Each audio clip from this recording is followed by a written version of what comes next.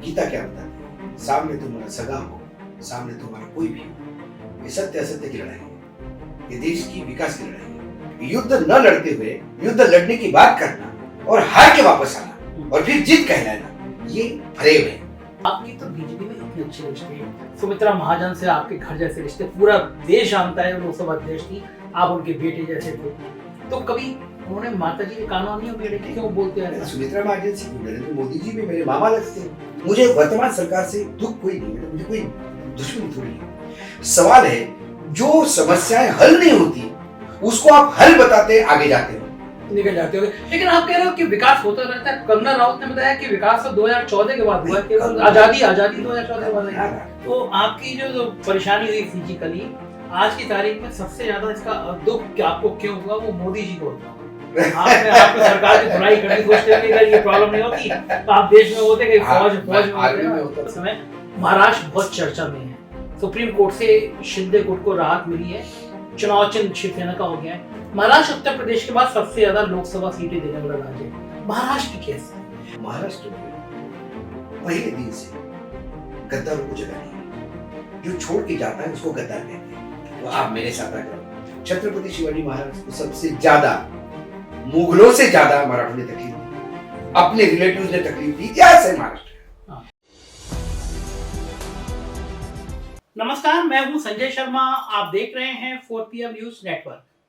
इस दौर में जब हर तीसरा आदमी कह रहा है कि गोदी मीडिया, गोदी मीडिया, मीडिया जगत को एक बड़ी हकारत भरी दृष्टि से देखा जा रहा है।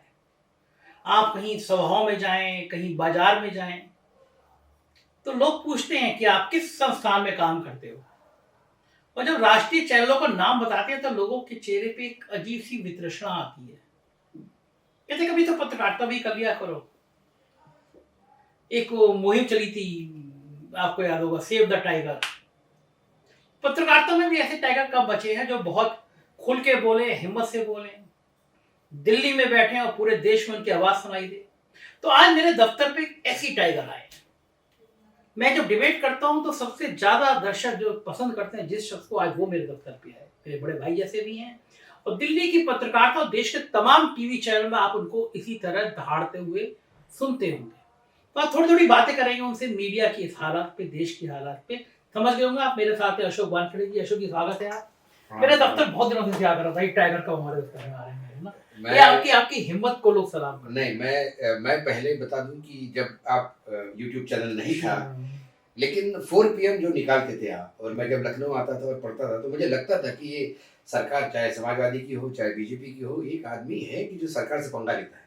तो मुझे लगा कि अपने बलन का आदमी है। तो मैं पहली बार आपके उस ऑफिस में आया था और तब से अपनी दोस्ती शुरू हुई।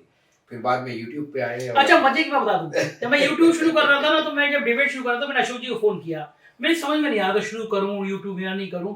और फिर अशोक जी ने कहा, क्या कहा अशोक जी, आप बताइए। आपने मुझे मैंने कहा कि संजय बिल्कुल शुरू करो, और पहले दिन मैं बैठूंगा तुम्हारे डिबेट में। पहला शो करेंगे हम देखेंगे शो कैसा नहीं चलता। शो बिल्कुल चलेगा, क्योंकि मुझे एक विश्वास है कि पत्रकारिता जहाँ बिकती नहीं, जहाँ पत्रकारिता के साथ कॉम्प्रोमाइज नहीं होता। जीवन में हर एक के, संजय भी एक इंसान है, मैं भी एक इंसान हूँ, हमारे भी मित्र होते हैं राजनीतिक दलों से। लेकिन जब कैमरे के सामने बैठे हो या हाथ में कलम हो, तो मैंने उस संजय को देखा जिसके हाथ में कलम होने के बाद वो भूल जाता है कि वो कौन है। तो मुझे विश्वास था कि वो कैमरे के सामने बैठने के बाद भी वो भूल जाएगा कि वो कौन है। वो ये भूल जाएगा कि वो समाज अखिलेश का भी मित्र है, वो भूल जाएगा कि उसका KCR से भी दोस्ती है, वो ये भूल जाएगा कि कांग्रेस में भी बहुत लोग उसको चाहते हैं, वो सब भूल जाएगा। और फिर उसके पास सामने आते हैं सवाल, उसके सामने दिखता है उसका दर्शक, उसके सामने दिखती है उसकी पत्रकारिता। एक मिशन है। देखो संजय बाबू, सही बात है। मैं ये कोई नहीं चाहता कि जितने भी पत्रकार हैं किसी के घर कोई पीले चावल लेके नहीं आए कि भाई तू पत्रकार बन, पत्रकार जगत को बचाना है। लोग मजबूरी में आए होंगे, मैं बाय चॉइस आया। मैं पत्रकारिता में बाय चॉइस आया। अच्छा, सेना, आपका वो कुछ नहीं पता, आपको देख के लगता है बड़े भारी और कमजोर सेना वाला आपका क्या? मैं सैनिक स्कूल सातारा का स्टूडेंट हूँ। सैनिक स्कूल में पढ़े थे आप? मैं 81 बैच पास आउट जो भी उसमें हूँ। मेरी करीब करीब सभी बैच, मतलब 80% मेरी बैच फौज में है। और अब यहीं ब्रिगेडियर करके रहे थे हृदय साहनी, वो अब मेजर जनरल बन गया है, हमारे बैच का हाईएस्ट डेप्यूटेड ऑफिसर। बाकी कई लोग ब्रिगेडियर होकर रिटायर्ड हो गए हैं, कुछ लोगों ने रिटायरमेंट ली है। प्रदीप ताथोड़े, जिसको अशोक चक्र मिला है, कि कारगिल के लिए शहीद हुआ है। वो मेरा क्लासमेट मेरे पास में बैठा था, एक डेस्क पे हम बैठते थे। जब मैंने एनडीए की एग्ज़ाम दी, मैंने नेवल एविएशन ऑप्ट किया था, जो एयरफोर्स का नेवी का एयरफोर्स होता है। तो मेरे मेडिकल में मुझे डिफेक्ट निकला, स्पाइना बाइफिडा एल्विस 5।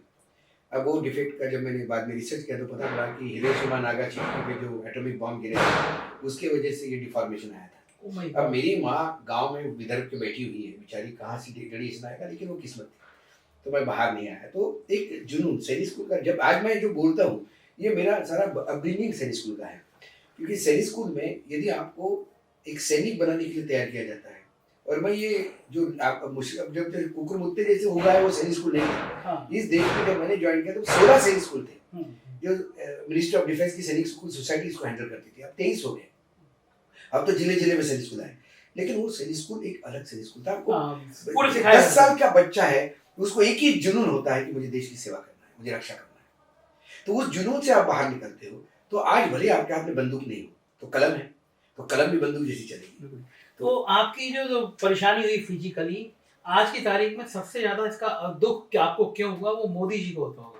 आपने सरकार की बुराई करनी सोचते हैं, अगर ये प्रॉब्लम नहीं होती तो आप देश में होते, कहीं फौज में होते, तो सरकार की कस के धुलाई बड़े लेवल पे जाता। अच्छा देखिए, आपकी तो बीजेपी में इतने अच्छे रिश्ते, सुमित्रा महाजन से आपके घर जैसे रिश्ते, पूरा देश जानता है, लोकसभा अध्यक्ष थी, आप उनके बेटे जैसे थे, तो कभी उन्होंने माता जी के कानों नहीं मेरे क्यों बोलते हैं? सुमित्रा महाजन से क्यों, नरेंद्र मोदी जी भी मेरे मामा लगते हैं उस हिसाब से। हाँ। वो ताई को अपनी बड़ी बहन मानते हैं तो मेरे मामा हो गए। सवाल मामा नहीं है, सवाल जिसका नहीं है। यदि हम संविधान को, इस देश के संविधान को गीता माने तो फिर गीता क्या बताती है? सामने तुम्हारा सगा हो, सामने तुम्हारा कोई भी हो, ये सत्य असत्य की लड़ाई है, ये देश की विकास की लड़ाई है, असत्य की लड़ाई। मैं मानता हूँ कि युद्ध होते हैं, युद्ध हार जाते हैं।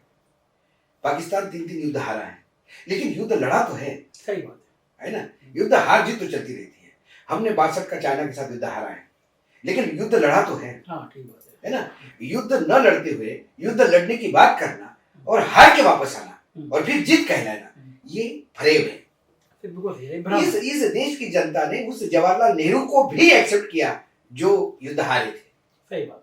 युद्ध में हार जीत चलती रहती है, लेकिन जर्मनी सेकंड वर्ल्ड वॉर हारा, फिर आज उठा है, आज इंजीनियरिंग में सुपर पावर है।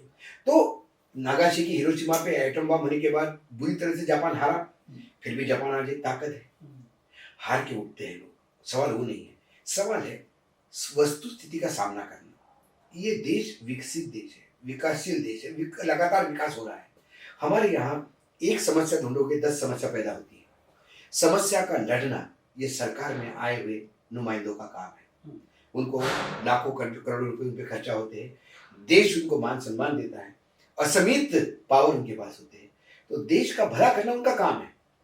कुछ लोग मिशन पे निकलते हैं, कुछ हद तक भला कर सकते हैं, कुछ रह जाता है। जो रह जाता है उसके लिए फिर से प्रयास करने की बात करते हैं। मुझे वर्तमान सरकार से दुख कोई नहीं, मतलब मुझे कोई दुश्मनी थोड़ी है।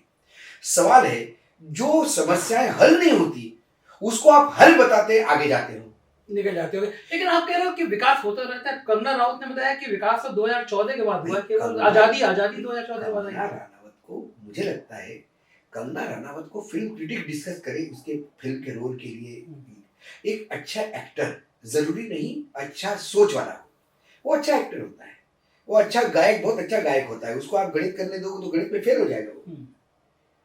आप किसी को कई मैंने ऐसे लोग देखे, वो बहुत अच्छे नेता हैं। हमारे वसंत दादा पटेल बहुत अच्छे नेता थे, लेकिन वो बिल्कुल मराठी थे, उनको अंग्रेजी नहीं आती थी, तो उनको बोलते थे अंगूठा छाप आदमी है ये। लेकिन मैं ऐसे आदमी को क्या करूँ जो बैरिस्टर है लेकिन सरकार नहीं चला पाया। मैं उस आदमी को मानता हूँ कि जो अंगूठा बदर है। MBA का तो कोई क्लास लिया नहीं था धीरूभाई अंबानी ने। हाँ, लेकिन इतना बड़ा साम्राज्य खड़ा किया ना। लेकिन कल यदि मैं कहूँ कि धीरूभाई अंबानी ने शेक्सपियर नहीं पढ़ा इसलिए वो गलत है, वो नहीं है। तो मैं किसी के एजुकेशन पे मैं नरेंद्र मोदी की डिग्री को लेके, वो डिग्री बोलते हैं मेरे पास वो डिग्री है, मैं बोलता हूँ नहीं भी हो। क्या नरेंद्र मोदी बोले कि मेरे पास डिग्री नहीं है, जैसा कि उन्होंने राजू शुक्ला कहा था। हाँ, सही बात है। तो देखा ना, तो उसमें क्या हुआ? देश फिर भी सर आंखों पे, अरे विजन तो है तुम्हारे पास, सही बात है, लेकिन उस विजन को यथार्थ के धरातल पे उतारो। किसानों की आय दुगनी हो गई, ये बोलो। मैंने कल एक स्टोरी की है, 10 बोरे, जो बड़े बोरे होते हैं, 10 बोरे प्याज सोलापुर मंडी में किसान लेके आया, उसको 2 रुपए 49 पैसे का चेक मिला, क्योंकि उस प्याज की नीलामी होने के बाद ट्रक भाड़ा, ढुलाई, टोल टाके का पैसा, मजदूरों का पैसा और वो अड़तिया का कमीशन जो दलाली करता है, वो छोड़ के उसके पास पैसा बचा कैसे? गांव में किसान है, उसके पास ट्रक नहीं है, गांव में ट्रांसपोर्ट सर्विस नहीं है, वो गूगल पे ट्रांसपोर्ट नहीं ढूंढता, वो अपने अड़तिया को फोन करता है, वो 10 बोरे प्याज हो गया, क्या करूं, ले आ गए। अब उसके लिए टेम्पो भेजा है, उसमें दाल किला, वो टेम्पो के 2-250 रुपए हो गए होंगे। सही, बिल्कुल सही, बिल्कुल। इस वजह से तो मेरा ये कहने का मतलब है, यथार्थ धरातल पे उतरो ना गुरुजी। 2 रुपए 49 पैसे का चेक, ये मुझे चुभता है। मुझे लाल किले का वो भाषण कतई अच्छा नहीं लगता जो कहता है कि 2022 में दुगनी होगी किसानों की आय।